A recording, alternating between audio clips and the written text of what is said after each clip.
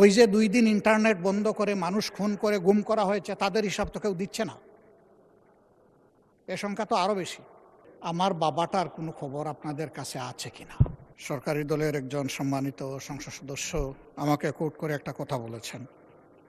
বিষয়টি জুলাই শহীদদের সাথে সম্পর্কিত। তিনি বলেছেন, শহীদদের সংখ্যা যদি 800+ হয়, তাহলে আমি 1200 বাড়িতে গেলাম কীভাবে, ফ্যামিলিতে গেলাম কীভাবে? ওনাকে আমি এখন দেখছি না আমি এখানে। উনি থাকলে ওনাকে বলতাম যে হিসাবটা মাননীয় প্রতিমন্ত্রীর কাছ থেকে বুঝে নেওয়ার জন্য। সালাউদ্দিন টুকু সাহেব তার বক্তব্যে নিজেই বলেছেন যে শুধু জাতীয়তাবাদী দল এবং তার অঙ্গ সংগঠনের লোকরাই শহীদ হয়েছে 1000-এর ঊর্ধ্বে।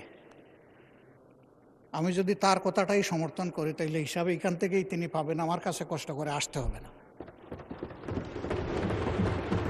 2 নম্বর, আমি আনঅথেন্টিক কোনো কথা বলিনি। এই ব্যাপারে আমাদের কাছে একটা কমপ্লিট প্রোফাইল আছে। এখানে উপস্থিত অনেকে আমাদের সেই প্রোফাইল পেয়েছে, আমাদের ওয়েবসাইটে অ্যাভেইলেবল। ক্রস চেক করে আমরা নিশ্চিত হওয়ার পরে এই তালিকাগুলো করেছি।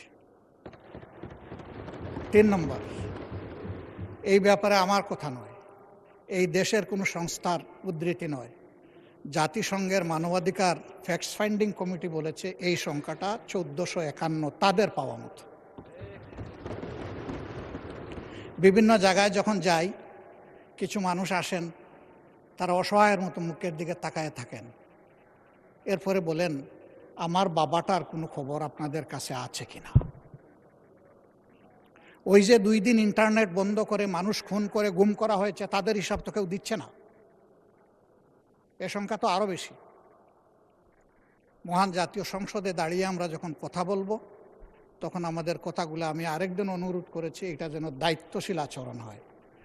ধন্যবাদ মাননীয় স্পিকার। ধন্যবাদ মাননীয় বিরোধী দলীয় নেতা।